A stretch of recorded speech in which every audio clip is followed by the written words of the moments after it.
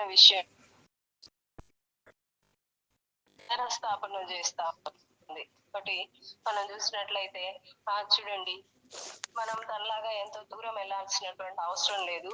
ఎంతో దూరం ప్రయాణం చేయాల్సిన అవసరం దగ్గరే ఉండి కొంత సమయాన్ని దేవునికి వెచ్చిస్తే ఆయనతో మనం సహవాసం చేస్తే ఆ జ్ఞాన వచనాలన్నీ కూడా మనము పొందగలుగుతాము. కానీ ఈవిడైతే అలాంటి సౌకర్యం లేకపోయినప్పటికీ అంత ప్రయాణం చేసింది. జ్ఞానం కోసం తను ఎంతో ప్రయాసపడింది. అందుకని అందరి మీద జరిగేటటువంటి ఆ యొక్క విమర్శన దినమందు ఆమెకు అంత పెద్ద ప్రివిలేజ్ వచ్చింది. అందరినీ తన కోసం చేయగలుగుతుంది. ఇదేంటి, నేను అంత సౌకర్యాలు లేకపోయినా, అంత ఇబ్బందుల్లో నేను ఆ విధంగా ఆ జ్ఞానాన్ని గురించి తెలుసుకోవాలన్నటువంటి అంత కుతూహలం నాకుంటే, మీకు అందుబాటులో ఉంది, మీకు సమీపంగా ఉంది. ఒకటి అటువంటి జ్ఞానాన్ని మీరెందుకు, ఆ జ్ఞానమైన దేవుణ్ణి మీరెందుకు సంపాదించుకోలేకపోయారు? సొలొమోను కంటే గొప్పవాడు కదా అని చెప్పి మన మీద నేరస్థాపన చేస్తుంది. అంటే ఇక్కడ మనం చూసినట్లయితే సొలొమోను గురించి తను యెహోవా నామం గురించి, ఇక్కడ ఆయన కీర్తిని గురించి విని వచ్చి గూఢమైన అర్థముల చేత ఆయన ఏం చేస్తూ ఉందంటే ప్రశ్నిస్తా ఉంది. సొలొమోను జ్ఞానం గురించి మనందరికీ తెలుసు. 3వ అధ్యాయంలో తను దేవునితో మొరపెట్టినప్పుడు దేవుణ్ణి అడుగుతాడు, నీకేం కావాలి అని అన్నప్పుడు జ్ఞానమే కావాలని అడుగుతాడు ఈ ప్రజల్ని పరిపాలించడానికి. అదేవిధంగా 4వ అధ్యాయము 29-30లో కూడా గమనించినట్లయితే మొదటి రాజులు 4:29-30 ఎవరైనా చదవగలరు?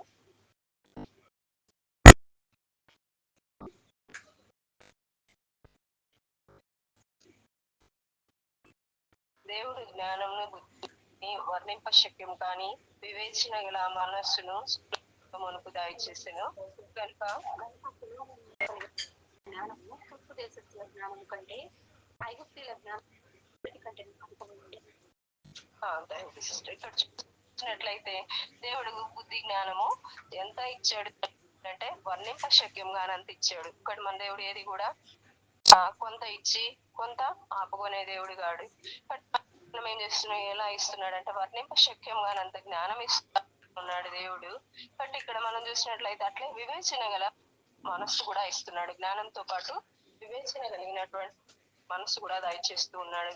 బట్ ఈ సొలొమోను కలిగిన ఈ జ్ఞానం చూస్తే ఎట్లాంటిది జ్ఞానము అంటే తూర్పు దేశస్తుల జ్ఞానం కంటే.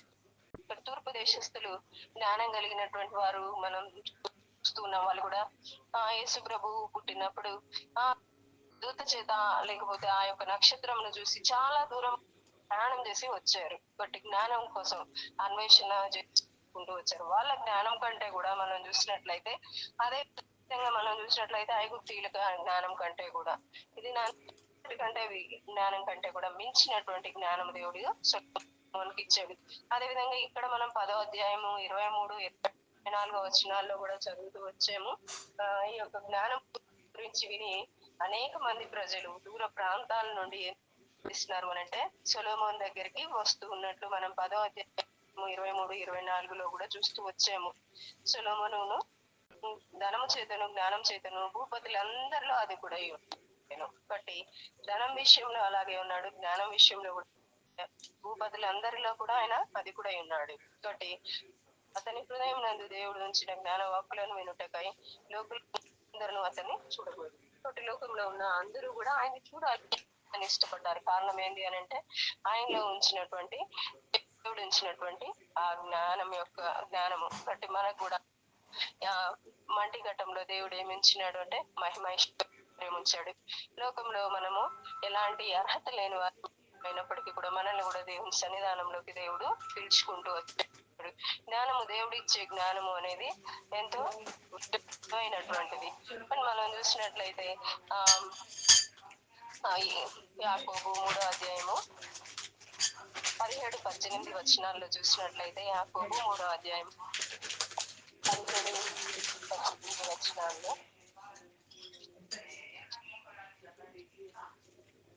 అయితే పైనుండి వచ్చే జ్ఞానము మొట్టమొదట పవిత్రం, తరువాత సమాధానమైనది, కనికరముతోనూ మంచి ఫలములతోనూ పక్షపాతమైనను వేషధారణను లేని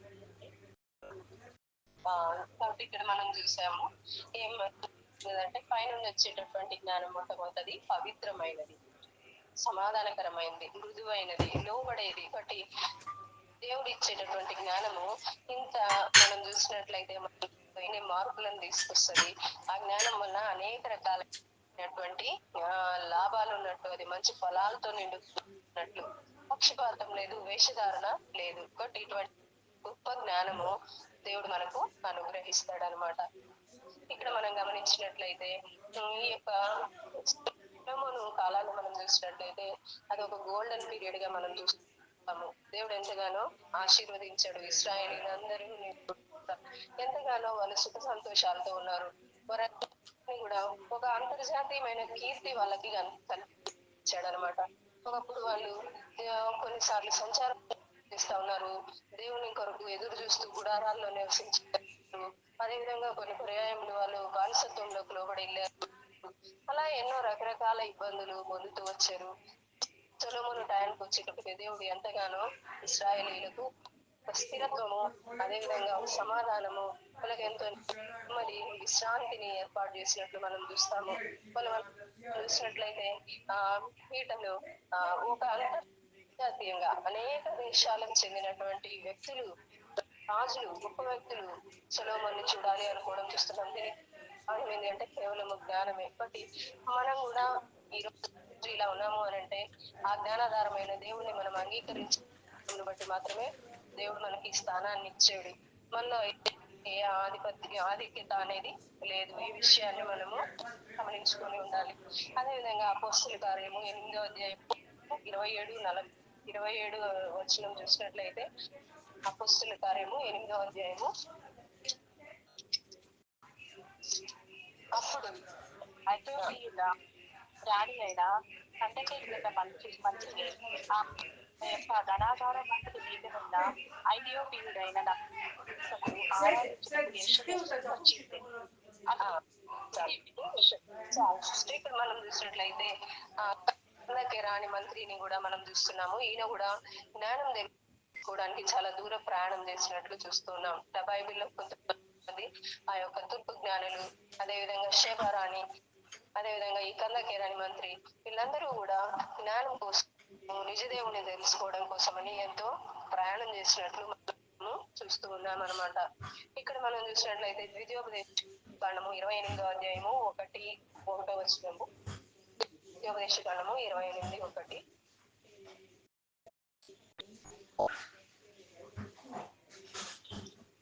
నీవు నీ దేవుడైన యెహోవా మాట శ్రద్ధగా విని నేను నీకు ఆజ్ఞాపించుచున్న ఆయన ఆజ్ఞలన్నిటినీ అనుసరించి నడుచుకున్న యెడల నీ దేవుడైన యెహోవా భూమి మీదనున్న సమస్త జనము కంటే నిన్ను హెచ్చించును. సిస్టర్, విధంగా 10వ వచనం కూడా చదువు. భూ ప్రజలందరూ యెహోవా నామమును నీవు పిలువబడుచుండుట చూచి నీకు భయపడుదురు. ఇక్కడ మనం చూసినట్లయితే దేవుడు ఏం చేస్తా అంటున్నాడంటే, తన మాటను విని తన ఆజ్ఞలను గైకుంటే ఆయన మనల్ని హెచ్చిస్తా అని చెప్తూ ఉన్నాడు. మనం యొక్క పిలువబడి ప్రజలందరూ కూడా ఏం చేస్తారు అని అంటే ఆశ్చర్యపడతారు, భయపడతారు అనేసి. కానీ మనం చూసినట్లయితే దేవునికి మనం లోపలి ఉండడం మూలంగా ఇలాంటి జ్ఞానము మనకు దేవుడు ఇస్తాడు. ఇక్కడ మనం గమనించినట్లయితే ఈ యొక్క శేబారాణి మాట్లాడుతూ ఉన్నది. ఇక్కడ మనం చూసినట్లయితే 5వ వచనంలో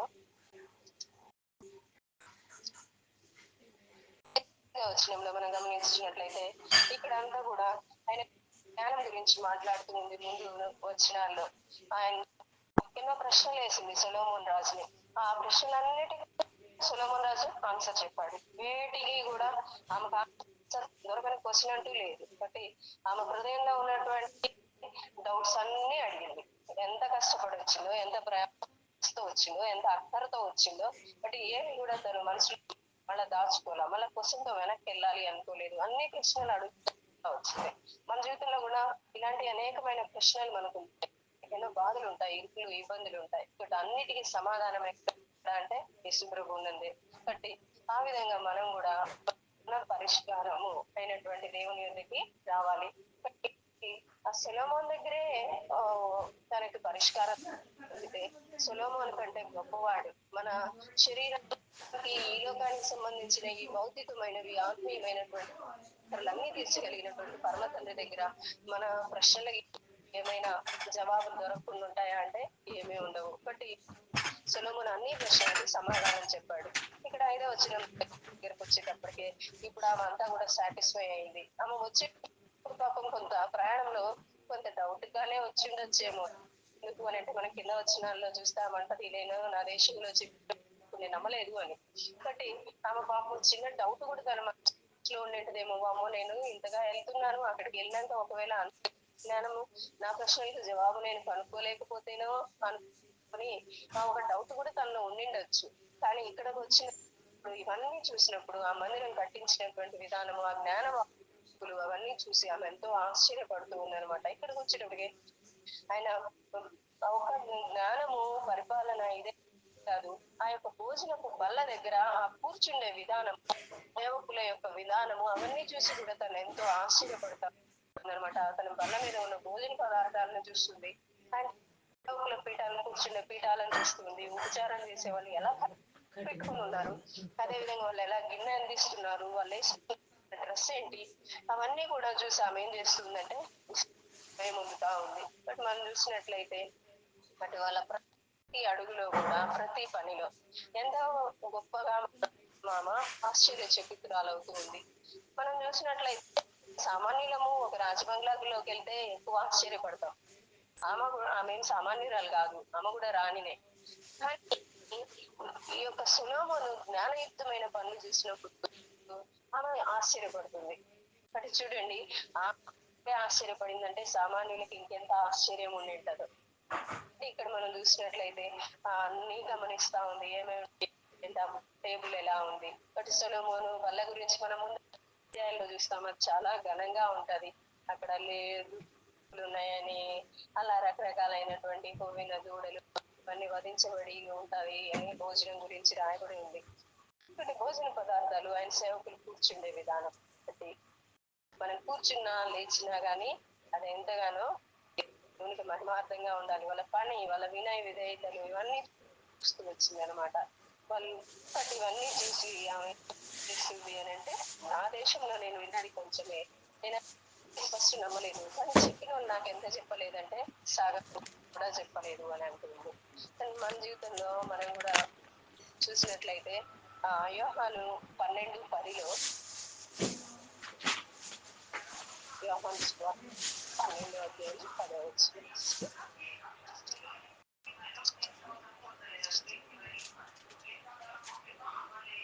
ఇక్కడ మనం యూదులలో అనేకులు వారిని గురించి అతనిని బట్టి యూదుల్లో అనేకులు తమ వారిని విడిచి యేసునకు విశ్వాసం వచ్చింది కనుక ప్రధాన యాజకుడు లాజరు కూడా ఓకే సిస్టర్, ఇక్కడ మనం చూసినట్లయితే మనము ఇక్కడ చూస్తే ఈ యొక్క టేబుల్ మీద ఉన్నటువంటి ఈ పరిస్థితులన్నీ చూసినప్పుడు ఎంతగానో విస్మయం ఉంటున్నారు. మన జీవితాల్లో మనం కూడా మన యొక్క పనులను బట్టి దేవుణ్ణి మనం చూపించే వాళ్ళంగా ఉండాలి. కాబట్టి మన ప్రవర్తన ఎట్లుంది, మన వే ఆఫ్ డ్రెస్సింగ్ ఉంది, లోకస్తులు ఇవన్నీ గమనిస్తారు. మనం వేసుకునే బట్టలు, మన మాట తీరు, మన సమస్తము కూడా మనం గమనిస్తా ఉంటారు. మనము మాట్లాడాలి, స్వార్థ చెప్పాల్సిన సందర్భాలు కొన్ని అవసరం ఉండదు, కొన్ని అవసరమే. కానీ మన ప్రవర్తన కూడా, మన జీవితం కూడా తెరిచిన పుస్తకం లాగా వారు చదువుతూ ఉంటారు. అంటే ఇక్కడ మనం చూసినట్లయితే ఏం చేస్తూ ఉన్నారు అని అంటే ఇవన్నీ చూసి ఆశ్చర్యపడింది. మన జీవితంలో కూడా దేవుని మందిరంలో కానీ బయట కానీ మన ప్రవర్తన ఎలా ఉంది. వస్త్రము అనేది నీకు సాదృశ్యము అంటే రక్షణకు సాదృశ్యము. ఒకటి పరిశుద్ధుల నీతి క్రియలు కూడా సూచిస్తుంది. మన నీతి క్రియలు, మన ప్రవర్తన ఎలా ఉన్నది, మనం కూర్చునే విధానము, మనం లేచే విధానము, అంటే మనం ప్రతి సందర్భంలో కూడా దేవునికి ఆత్మార్థంగా ఉన్నామా లేదా అనేది కూడా మనము గమనించాలి. ఇక్కడ మనం ఒక సందర్భం చదివాము లాజరు గురించి. లాజరు చనిపోయాడు చెప్పినాక అందరూ కూడా చాలా మంది వచ్చారు. ఎందుకు వచ్చారు అయ్యా వీళ్ళు అంటే, ఏ సినిమానే కాదంట వీళ్ళు చూడాలనుకుంది లాజరు కూడా చూడాలనుకున్నారు. అట్లా లాజర్ని చూడాలని వచ్చి కాబట్టి ఇక్కడ మనం చూసినట్లయితే చాలా మంది ఈ యొక్క లాజర్ చనిపోయి బ్రతికిన సందర్భం తెలుసుకొని తమ విడిచిపెట్టి యేసును వెంబడించారు. కాబట్టి మనం చూసినట్లయితే మనలో కూడా ఇలాంటి మార్పు వచ్చినప్పుడు మనల్ని చూసి యేసు దగ్గరికి అనేకులు రాగలుగుతారు. బట్ ఇక్కడ మనం చూసినట్లయితే ప్రధాన యాజకులు ఈ సందర్భాన్ని చూసి ఏం చేస్తున్నారు అని అంటే ఎట్లయినా లాజర్ని చంపాలి అని ప్రయత్నించారంట. లాజర్ని కూడా చంపాలి అని చూశారు అని అంటే లాజర్ యొక్క ఫేమ్ అక్కడ ఎంత స్ప్రెడ్ అయిపోయిందో మనం చూడొచ్చు. మన జీవితము కూడా మనం ఏం చేయాలంటే దేవుని విధానాన్ని ప్రతిబింబించే వాళ్ళంగా ఉండాలి. యోహాను 15:3-4 కూడా మనం గమనించినట్లయితే ఇక్కడ ప్రభు చెప్తా వచ్చాడు, ద్రాక్షవల్లిని నేను 3వ వచనము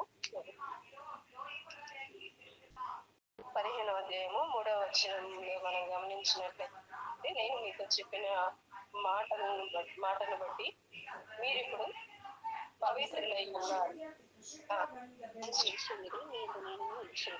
ಹೀಗೆ ದ್ರಾಕ್ಷಾವಳಿಯಲ್ಲಿ నిలిచియుంటేనే కానీ తనంతట తాను ఎలా ఫలింపదో అలాగే ఆయన నిలిచియుంటేనే కానీ మీరును ఫలింపరు.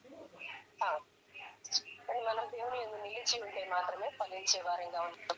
కాబట్టి మన జీవితాలను మనం కూడా సరి చేసుకొని మన దేవుని యందు నిలిచి ఉండి ఫలించే అనుభవం కలిగి ఉండాలన్నమాట. మనము 6వ వచనంలో గమనించినట్లయితే రాజుతో ఇట్లా చెప్తా ఉంది, ఈ కార్యములను గురించి జ్ఞానం గురించి నా దేశంలో కొంచెం అని చెప్తా ఉంది. అదేవిధంగా చెప్తూ ఏమంటుందంటే 5వ వచనంలో మనం చూసినట్లయితే నీ జ్ఞానమును నీ కావ్యమును నేను విన్న దానికంటే బహుగా మించి ఉన్నది. వాడిన తెలుగు పదాలు కూడా పరిశుద్ధాత్మ దేవుడు ఎంత మంచి నడిపింపుతో భాగ్యము అనేటటువంటి పదము అనే సూపర్లేటివ్ డిగ్రీలో మనకు కనిపిస్తున్నాయి. విస్మయము, భాగ్యము, ఎంతో గొప్ప పదాలను వాడుతూ వచ్చినారు. సేవకులు యొక్క భాగ్యం ఎంత గొప్పది అని చెప్పేసి ఇక్కడ మనం చూసినట్లయితే భాగ్యవంతుడు అని చెప్పి ఇక్కడ అంటా ఉంది. నిజంగా భాగ్యవంతుడు ఆయన దగ్గర పని చేయడం మూలంగా ఆయన సేవకులకు కూడా ఏమొచ్చిందంటే భాగ్యవంతుడు అని అంటుంది. నీ ముందర ఇచ్చి నీ జ్ఞానవసరము వినుచుండు నీ సేవకులు నువ్వు భాగ్యవంతుడు. కాబట్టి మనకు కూడా దేవుడు ఇటువంటి భాగ్యాన్ని ఇచ్చాడు.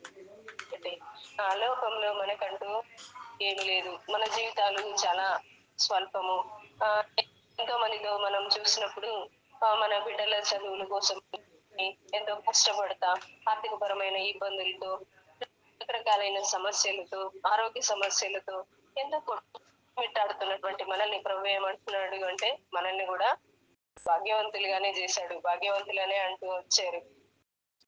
కాబట్టి దేవుని మందిరం అందు నివసించేవారు ధన్యులుగా కూడా రాయబడుతూ వచ్చింది.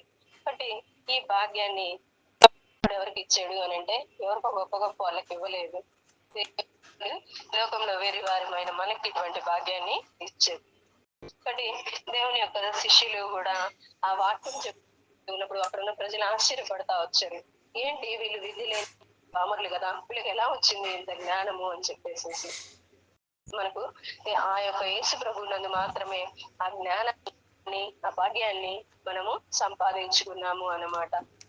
అంతేకాకుండా ఇంకో సందర్భంలో చెప్తారు, భూలోకాన్ని తలకిందులు వాళ్ళు ఇక్కడికి కూడా వచ్చి ఉన్నారు. చూడండి, లోకంలో మన స్థాయి ఎంత అల్పమైనదో మనం చిన్న అవసరాల కోసము ఎంతగానో ప్రయత్నించి కష్టపడాల్సినటువంటి వారము.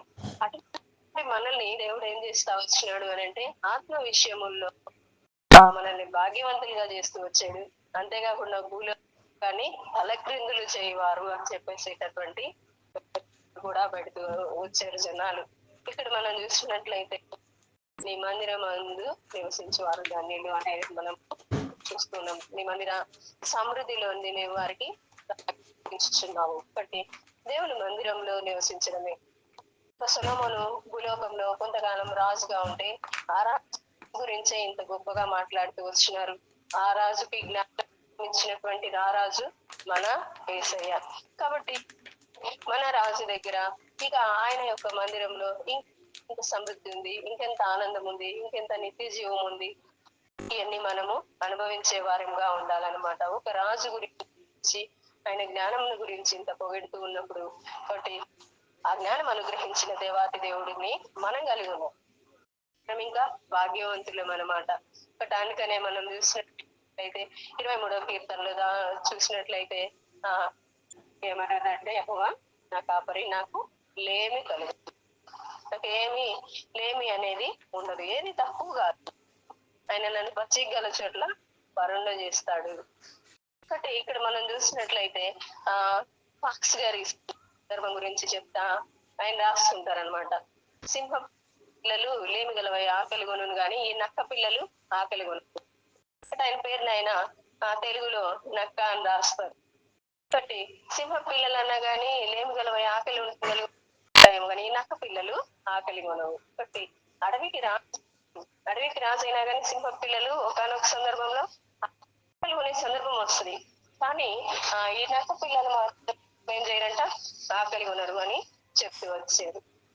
ఇక్కడ మనం చూసినట్లయితే దేవుడు మనకు అనుగ్రహించినటువంటి భాగ్యము చాలా గొప్పది. మన ప్రవర్తన వలన మనము లోకానికి దేవుణ్ణి చూపించాలి. మన నడవడిక, మన ప్రవర్తన, మనం అంతా కూడా మనం చూసినట్లయితే మనల్ని చూసి వారు దేవుణ్ణి చూడగలగాలి.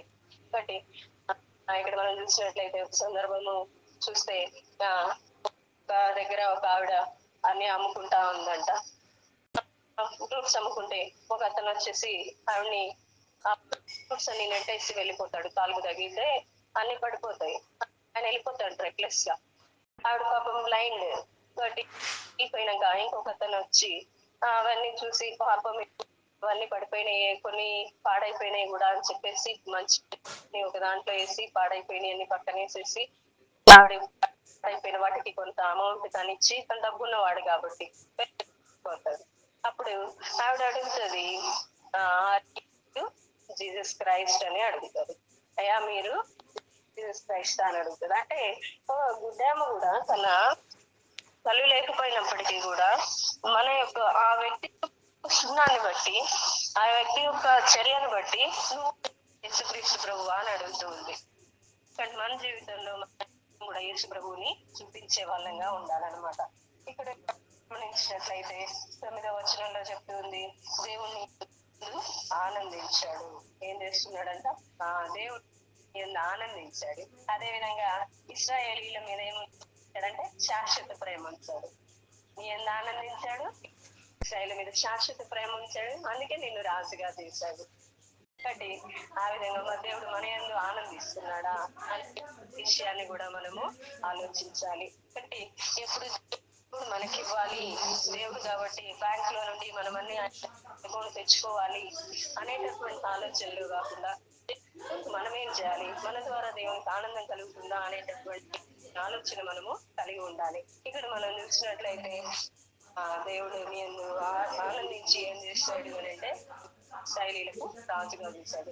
కొంతమంది అనుకోవచ్చు దావీదు యొక్క గొప్పతనాన్ని మూలంగా, దావీదు యొక్క భయభక్తులు కలిగి ఉన్నందుకు, లేకపోతే ఆయన మందిరం కోసం సంపాదించినవైతేనేమి, రాజ్యం తను ఏర్పాటు చేసినటువంటి ఆ పరిపాలనా విధానాలు అన్నిటిని బట్టి సొలొమోను ఆ యొక్క ఫలాలను అనుభవించాడు అని అనుకోవచ్చు. అలా కూడా అలా ఉండడానికి ఏమీ లేదు. అది దేవుడు చిత్తమైంది. దేవుడు సొలొమోన్నే ఎన్నుకున్నాడు. లేకపోతే అబ్షాలోము ప్రశ్నించాడు ఎంతగానో, క్రూరమైన పద్ధతిలో తన సింహాసనాన్ని ఆక్రమించాలని చూశాడు. అదే విధంగా అదోనియా ప్రయత్నించాడు. కానీ చిత్తం ఎవరిలో ఉందంటే సొలొమోను యందు మాత్రమే ఉన్నది. దేవుడు సొలొమోనుకి మనం చూసినట్లయితే నాతాను ఆజ్ఞాపించి చెప్పి పంపిస్తాడు. ఏమని అని అంటే యెదిద్యా అని పేరు.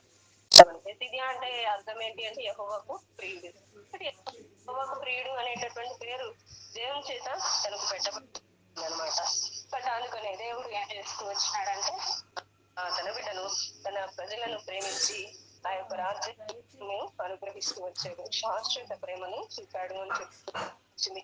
ఆవిడ ఇక ఎంతో బంగారము ఎంతో అవన్నీ తీసుకొచ్చి ఇవ్వడం, అవన్నీ కూడా ఒక కొన్ని కోట్ల సంబంధించినటువంటి తను ఆ యొక్క బంగారం అయితేనేమి అండి, సుగంధ వర్గాలు అయితేనేమి, ఆ విధంగా తను ఏమేమి అయితే తెచ్చిందో అవన్నీ కూడా విలువైనటువంటివి. బట్టి ఎందుకు అంత విలువైనవి తీసుకుంటే తను కలుసుకున్నటువంటి వ్యక్తి అంత విలువైన మనం కూడా దేవుని సన్నిధానంలోకి వచ్చినప్పుడు ఒట్టి చేతితో రాకూడదు. హృదయంతో రావాలి అని అంటే నిండు హృదయంతో రావాలి. దేవుణ్ణి మనసారా హృదయమారా ఆరాధించేటటువంటి ఆరాధన కలిగిన వారంగా రావాలి. అంటే మనం చూసినట్లయితే మనం కూడా చూస్తే దేవుని యొక్క ప్రతి సృష్టిలో ప్రతి దాంట్లో కూడా దేవుని యొక్క ఔన్నత్యం కనిపిస్తుంది. ఆవిడ గత సొలొమోను యొక్క ప్రతి చర్యలో కూడా జ్ఞానం చూసినట్లు మనం కూడా సృష్టిలో ప్రతి చిన్న వస్తువు చూసినప్పుడు నేల మీద గడ్డి చూస్తాము, అది ఎంత బాగా పరుచుకొని ఉంటది. చిన్న ఫ్లవర్స్ చూస్తుంటాము, అవి ఎంత అందంగా అలంకరించబడ్డాయి. ఒక పక్షి, ఒక జంతువు ఏది చూసినా కానీ అన్నిటికీ సపరేట్ గా ఒక విధానాన్ని ఏర్పాటు చేస్తాడు ప్రభు. నిజంగా మరి దేవుని యొక్క ఆ యొక్క అనంతమైన జ్ఞానం ప్రతి చర్యలో మనకు కనిపిస్తూ ఉంటది. బట్ అన్నిటినీ మనము ప్రతి పర్యాయం చూసినప్పుడు దేవుని కీర్తించే వాళ్ళంగా, స్థుతించే వాళ్ళంగా, దేవుని ఆశ్చర్య కార్యాలను మనము వర్ణించే వాళ్ళంగా ఉండాల్సింది. ఇక్కడ ఎంతో వచ్చిన విలువైన సంపదని, విలువైన జ్ఞానానికి దాన్ని గుర్తుగా సొలొమోను కూడా ఏం చేస్తూ వచ్చినాడంటే అంతే గొప్పగా ఆమెకు రిటర్న్ ఇస్తూ వచ్చాడు. బట్ ఆమె కోరుకున్నదో అవన్నీ కూడా అన్ని కూడా తన యొక్క భావానికి తగ్గట్టు ఇస్తా వచ్చాడు అని 13వ వచనంలో చూస్తాము. ఆ విధంగా మన ప్రభు కూడా ఏది ఇచ్చినా గానీ తన యొక్క ప్రభావానికి, తన ఐశ్వర్యానికి, తన మహిమ తగ్గట్లు ఇస్తాడు.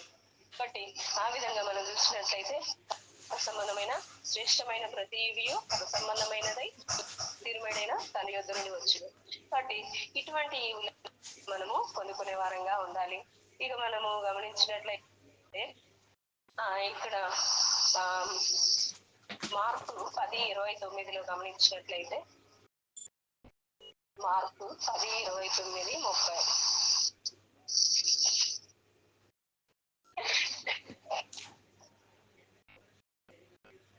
మార్కు 10:29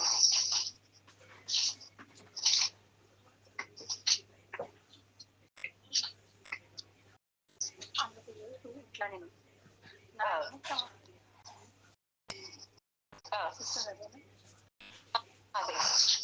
నిమిత్తమును సువార్త నిమిత్తమును ఇంటినైనను అన్నదములనైనను అక్క చెల్లెళ్ళనైనను తల్లిదండ్రులనైనను పిల్లలనైనను భూములనైనను విడిచిన వాళ్ళు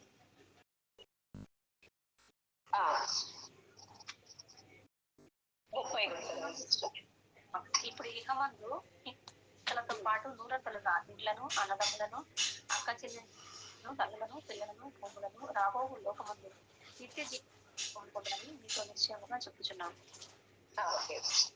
ఇక్కడ మనం చూసినట్లయితే పేదలు అడుగుతా వచ్చాడు, ఇవన్నీ మేము మొదలు పెట్టొచ్చాం కదా, అక్క చెల్లెలను, అన్నదమ్ములను, ఇలాగ సమస్తమును, ఇళ్లను, భూములను ఎన్ని వదిలి పెట్టొచ్చాం కదా, మరి మాకేంటి ప్రభు అన్నప్పుడు చెప్తా వచ్చాడు, ఇక మందు పరమందు కూడా మీకు నూరంతలుగా ఇస్తాను అని చెప్పేసి. అక్కడ హింసలు అనేది ఉంది కాబట్టి వాటితో పాటు ప్రభు మనకు నిత్య జీవాన్ని కూడా ఇస్తాడు. కాబట్టి ఆ విధంగా మనం ప్రభులో ఇవన్నీ పొందుకునేటటువంటి భాగ్యము, నిత్య జీవం పొందడం అనేది అది ఎంతో భాగ్యంగా మనం చూస్తూ వచ్చాము. సొలొమోను జీవితంలో ఇన్ని గొప్ప అనుభవాలు అయితే ఉన్నాయి. కింద 14 నుండి ఇంకా మిగతా వచనాలు అన్నింటిలో చూస్తే ఆయన వచ్చేటటువంటి వార్షిక ఆదాయం, సంవత్సరానికి ఎంత ఆదాయం వస్తుంది, బంగారము, అవి వాటిని ఆయనకి ఏం చేయలేక వాటిని ఏం చేస్తారంటే డాళ్ళు, కేడాలు, అదేవిధంగా సింహాసనము, ఇంకా ఉన్న పాత్రలు, దేవాలయంలో పాత్రలు అన్ని బంగారంతో చేయిస్తూ వచ్చారు. వెండి అనేది అసలు ఎన్నిక కాలేదు, మొత్తము కూడా అంతా బంగారమయం అయిపోయింది. కాబట్టి మనము తను ఈ సందర్భాల్లో చూస్తే అవన్నీ చేయించుకున్నాడు. అవన్నీ యుద్ధానికి వాడే కాదు, డైలీ ఇంతాలు అవన్నీ బంగారపువి. అవన్నీ కేవలము తన యొక్క ప్రభావాన్ని చూపించుకోవడానికి మాత్రమే వాడాడు అనమాట. అవి చేయించుకున్నాడు తన యొక్క గొప్పతనాన్ని చూపించుకోవడానికి. ఈ సందర్భాల్లో ఇవన్నీ సంపాదించుకుని తను ఏం చేసినాడు అంటే, అదేవిధంగా కొన్ని భార్యలు కలిగి ఉండి ఆ పెద్ద తన ఇల్లు కూడా లెబానోను అరణ్యంలో కట్టించిన ఇల్లు 13 ఏళ్లుగా కట్టించాడు. ఈ దేవుని మందిరం కంటే పెద్దదిగా కట్టించాడు. ఎందుకంటే రాజకార్యాలు కూడా జరిగించాల్సి ఉంటుంది కాబట్టి కట్టించి ఉండవచ్చు. కానీ తను ఏం చేస్తూ వచ్చాడు అంటే ఇక తను ఆ జ్ఞానము దేవుడు ఇవన్నీ కొంత వాటి నుండి తప్పిపోయిన అనుభవం మనం చూస్తూ వచ్చాం. ఎక్కువ మంది భార్యలను చేసుకోవడం వల్ల వారి ఇతర దేవతల వైపు తన మనసును తిప్పివేసిన సందర్భాలు చూస్తూ వచ్చినాం అనమాట. అంటే ఏది కూడా ఎక్కువగా కలిగి ఉండకూడదు, తన్ని కూడా సమృద్ధిగా కలిగి ఉన్నాడు. బట్ దీని మూలంగా తన మనసు ఏమైపోయిందంటే తప్పిపోయిన అనుభవము మనం చూస్తా ఉన్నాము. ద్వితీయోపదేశకాండం 17వ అధ్యాయము 16వ వచనము 17వ వచనం చూస్తే ఇవన్నీ ఎక్కువగా కలిగి ఉండొద్దు అని దేవుడు సెలవిస్తూ వచ్చాడు. ద్వితీయోపదేశకాండం 17వ అధ్యాయము 16, 17 వచనాల్లో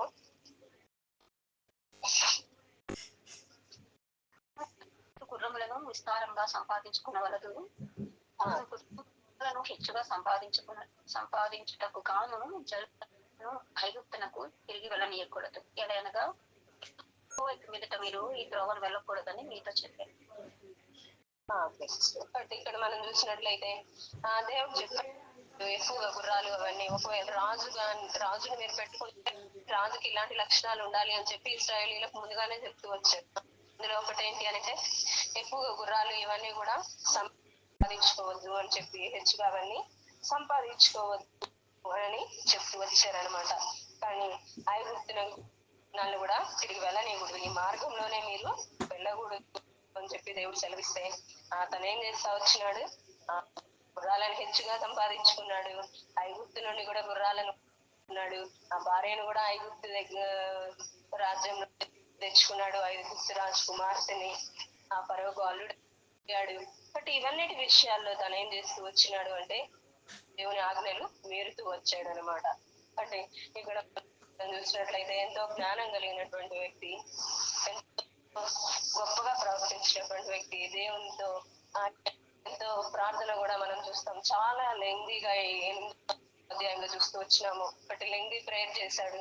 బట్ అంత గొప్ప వ్యక్తి ఇక్కడ ఏం చేస్తూ వచ్చినాడంటే పడిపోయిన అనుభవం మనం చూస్తూ వచ్చాము. బట్ దేవుడు ఏదైతే ఆజ్ఞాపించాడో విస్తారంగా ఏది కలిగి ఉండకూడదని అవన్నీ సంపాదించుకున్నాడు. మళ్ళా ఐగుప్తు తిరిగి వెళ్ళినటువంటి అనుభవము, ఇలాంటి జీవితంలోకి తొలగిపోయినటువంటి అనుభవంలో మనం చూస్తూ వచ్చాము. కోతులు, నెమళ్ళు, పిట్టలు ఇవన్నీ కూడా తెచ్చుకున్నాడు. మరి వాటితో ఏమి అవసరం వచ్చిందో గానీ. బట్ ఆ విధంగా మనం చూసినట్లయితే లోకానుసారంగా లోకంలో ఖ్యాతిని కోరుకున్న పరిస్థితి కనిపిస్తూ అనమాట. బట్ ఒక రాజ్యంగా ఇశ్రాయేలు ఎంతో బలపడి అంతర్జాతీయ ఖ్యాతిని ఆర్జించినటువంటి సందర్భంలో ఈయన ఏం చేస్తూ వచ్చాడు అని అంటే తన గొప్పతనాన్ని చాటుకోవాలి అని ప్రయత్నించినట్లు ఉంది. దేవుడు ఆయన ఖ్యాతిని జ్ఞానాన్ని బట్టి ఇంత గొప్పగా జనాలందరూ ఆకర్షితులయ్యారు. తన దగ్గర ఉన్న బంగారాన్ని వీటిని బట్టి కాదు, కానుకలు తెస్తూ వచ్చారు. అలాంటి సందర్భంలో మనం చూసినట్లయితే ఆ జ్ఞానాన్ని ఆధారం తీసుకొని కాకుండా ఇక ఐశ్వర్యాన్ని కూడా ఆధారం తీసుకొని తను కొంత లగ్జరియస్ లైఫ్ కి అలవాటు పడ్డట్లు మనం ఇక్కడ చూస్తూ వచ్చాము. అందుకనే ఈ గ్రంథంలో చెప్తా వచ్చాడు అన్ని కూడా వ్యర్థం వ్యర్థం అని చెప్తా వచ్చాడు. ఇక భూమి కింద మనం చూసినట్లయితే భూమి మీద సూర్యుని కింద జరిగే అన్ని కూడా ఏమిటి అని చెప్తూ వచ్చినాడంటే వ్యర్థము వ్యర్థము అని చెప్పేసి చెప్తా వచ్చాడు. అక్కడ మళ్ళా ప్రసంగి 1వ అధ్యాయం 12 నుండి 14 వచనాల్లో కూడా ప్రసంగినైన నేను యెరూషలేములో ఇశ్రాయేలీయుల మీద రాజునై ఉంటిని, ఆకాశం కింద జరుగునది అంతటిని జ్ఞానం చేత గ్రహించుటకై నా మనసు నిలిపి తిని దీని చేత అభ్యాసము నందవలేనని దేవుడి మానవులకు ఏర్పాటు చేసిన ప్రయాసము బహు కఠినమైనది. సూర్యుని కింద జరుగుతున్న క్రియలన్నింటినీ నేను చూసి అవి అన్ని వ్యర్థములే, అవి ఒకరు ప్రయాసపడ్డట్లుంది అని చెప్పి చెప్తా ఉన్నాడు. బట్ అన్ని వ్యర్థము అని చెప్తున్నాడు. సూర్యుని కింద జరిగేది బట్ మనుషులు చేసేటటువంటి పనులన్నీ కూడా వ్యర్థము అంటున్నాడు. 18వ వచనంలో అంటాడు విస్తారమైన జ్ఞానాభ్యాసం చేత విస్తారమైన దుఃఖం కలుగును, అధిక విద్య సంపాదించిన మనకి అధిక శోకం కలుగు. ఆ యొక్క విద్యను గురించి కూడా తను చెప్తా ఉన్నాడు. అధికమైన విద్య ఏమీ ఉపయోగం లేదు అని చెప్పేసి. ఆ విధంగా మనం చూసినట్లయితే 2వ అధ్యాయంలో కూడా తను చెప్తా ఉన్నాడు. ప్రసక్తి 2:9 నాకు ముందు యెరూషలేములో ఉన్న వారందరికంటే నేను గనుడనై అభివృద్ధి నొందితిని, నా జ్ఞానం నన్ను విడిచిపోలేదు. బట్ అందరికంటే కూడా నేను జ్ఞానం పొందాను అంటాడు. నా కన్నులు చూసిన ఏది కూడా నేను వాటిని అభ్యంతరం చేయలే. కన్నులు ఏది ఆశపడితే అవన్నీ కూడా చేశాను అని చెప్తూ ఉన్నాడు. నా హృదయం ఈ పనులన్నిటిని బట్టి సంతోషింది అని చెప్తున్నాడు. నా హృదయాన్ని నేను నిర్బంధించలేదు అంటున్నాడు. కానీ వీటన్నిటి వలన ఇదే నాకు భాగ్యం దొరికిందని చెప్తూ చివరికి అంటున్నాడు, ఈ పనులు అప్పుడు నేను చేసిన పనులన్నీ వాటి కొరకై నేను పడిన ప్రయాసంలో నేను నిదానించి వివేచింప అవన్నీ ఎలా ఉన్నాయంట, వ్యర్థమైనవిగాను గాలికై ప్రయాసపడ్డట్లుంది. ఒకటి సూర్యుని కింద లాభకరమైనది ఏది లేనట్టు నాకు కనబడ్డాయి. ఒకటి నేనెంతో అన్ని సంపాదించినాను, నా కన్నులు ఏవో ఆశపడ్డా అవన్నీ చేశాను, అన్ని సుఖంగా ఉన్నాను, కానీ ఏమి వాటి వల్ల ఉపయోగం లేదు అని చెప్పి చెప్తా ఉన్నారనమాట. 12వ అధ్యాయము 1వ వచనం నుండి కూడా మనం చూసినట్లయితే అక్కడ కూడా ఎట్లా చివరి దినాల్లో మంచి ఏ విధంగా మనావస్థలోకి వెళ్ళిపోతారు, శరీరం అంతా పతనమైపోయి ఉంగిపోయిన పరిస్థితుల్లో, ఇలాంటి సందర్భంలో కూడా మనిషికి ఇబ్బంది అనేది వస్తుంది అని చెప్పి చెప్తా ఉన్నాడు. దినాలు రాకముందు ఏం చేయాలి, వీటిలో సంతోషం లేదని చెప్పి సంవత్సరాలు రాకముందే ముందే తేజస్సునకు సూర్యచంద్ర నక్షత్రం చీకటి రాకముందే నీ బాల్య దినం లేదా నీ సృష్టికర్త స్నానం తెచ్చుకోమని చెప్తా ఉన్నాడు. ఒకటి శరీరము అంతా కూడా కింద వచ్చిన వాళ్ళంతా కూడా ఏ విధంగా క్షీణించిపోతుంది అనేటటువంటిది వివరిస్తూ వచ్చాడు. కాబట్టి అంతా కూడా తను అనుభవించిన తర్వాత ఏమని చెప్తాడంటే వ్యర్థము అని చెప్తున్నాడు. మన జీవితంలో ఆ పరిస్థితిలోకి రాకముందే కానీ మనం ఏం చేయాలి, తను చెప్పినట్లే బాల్య దినం లేదే సృష్టికర్త మనము స్మరణ తెచ్చుకోవాల్సినటువంటి వారంగా ఉన్నాము. మన జీవితంలో మనం కూడా జ్ఞానం కలిగినటువంటి వారంగా ఉండాలి. దేవుని ఆజ్ఞల నుండి తప్పిపోయే వారంగా ఉండకూడదు. దేవుడు ఏ స్థితిలో ఉంచితే ఆ స్థితిని బట్టి మనము సంతోషపడాలి. బట్టి తనకు జ్ఞానం ఇచ్చాడు, ఎంతో ఐశ్వర్యం ఇచ్చాడు, వాటి బట్టి తను ఏం చేస్తూ వచ్చాడంటే తప్పిపోయాడు. కాబట్టి దేవుడు సొలొమోనును బట్టి ఇశ్రాయేలు ప్రజలకి సమాధానాన్ని, శాంతిని, సుఖాన్ని అనుగ్రహించాడు. క్షేమదేశాన్ని చూసాము, దాన్ని ఎంతగానో అన్వేషించి ఎంతో ప్రయాణం చేసి దేవుని జ్ఞానాన్ని సంపాదించింది. మనకు అంత కష్టం లేకుండా దేవుని వాక్యం మన దగ్గరికి వచ్చింది.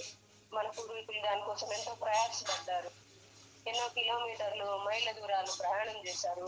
మందిరానికి వెళ్ళాలంటే వాళ్ళకి అంత కష్టమయ్యేది, అయినా కానీ దేవుని మందిరాన్ని వాళ్ళు విడవలేదు. కానీ మనం అనేక సందర్భాల్లో చిన్న చిన్న కారణాలు చెప్పి దేవుని మందిరాన్ని విడుస్తూ ఉంటాము. కానీ మన జీవితాల్లో అలాంటి పరిస్థితి నుండి మనము తప్పింపబడి దేవుడి మార్గమే జీవించాల్సిన వారంగా ఉన్నాము. దేవుడి కొద్ది మాటలు దీవించుగా.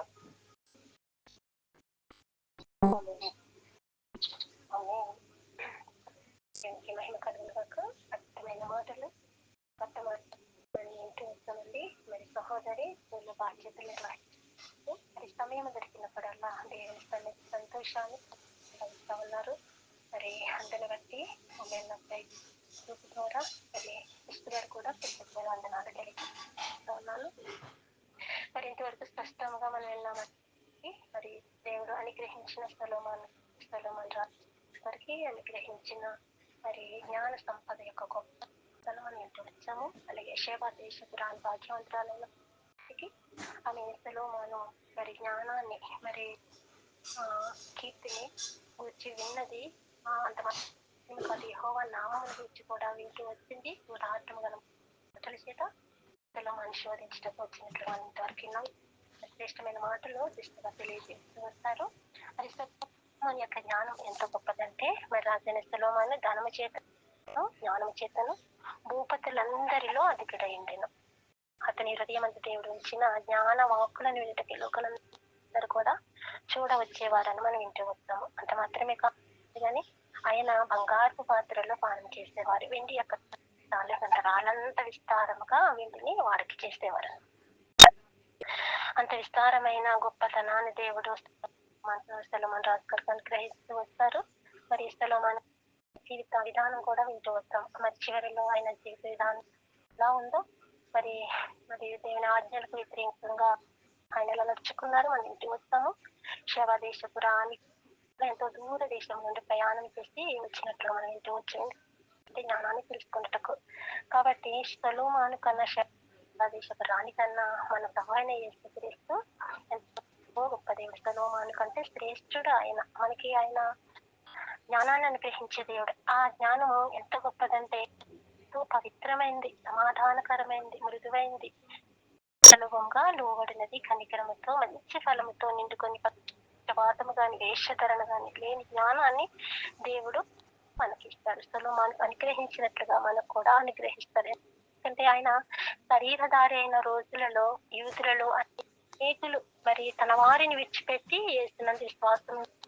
ఎందుకంటే మన ప్రభు అయిన యేసుక్రీస్తు వారి బోధ, ప్రేమ ఇతరులను ఆకర్షించేదిగా ఉండేది. ఆయన పాపము లేని వాడుగా ఉంటూ వచ్చాడు. కాబట్టి మనము ఆయన సన్నిధిలో ఆనందిస్తూ ఆయన స్మృతిని మరి అనుభవిస్తూ నిత్య జీవం ఆయనలో ఉంది. కాబట్టి మనము ఆయన కాపరిగా చేసుకుంటే ఏలేమి కూడా మనకు ఉండదు. ఇశ్రాయేలు శాశ్వత ప్రేమను చూపించే దేవుడు, మరి ఆయన మనకి గణించే దేవుడు. కాబట్టి మనము కూడా మరి దేవుడి జ్ఞానాన్ని బట్టి ఆయన స్థుతిస్తూ మరి ఆయన సన్నిధిలో నిత్యము ఆయనకు రుణస్తులుగా మనం ఉండవలసిన వారంగా ఉన్నాము. కాబట్టి ఈ సమయమందు చెప్పబడిన ప్రతి మాట కూడా మన హృదయంలో భద్రపరుచుకొని మరి ఆయన శిష్యులకు జ్ఞానాన్ని ఇస్తూ వచ్చారు. ఆయన భూలోకమునే చేసేవారుగా మరి దేవుని కొరకు నిలబడుతూ వచ్చారు. మనం కూడా ఆయన సన్నిధిలో నిలబడదాము. మరి ఆయన నామాన్ని ప్రచురించే వారంగా మనం ఏది నష్టపోయినా కూడా మనకి తిరిగి ఇచ్చే దేవుడు. కాబట్టి విన్న వాక్యం భద్రపరుచుకొని మనము ప్రార్థనలోనికి ముందుకు వెళ్దామండి.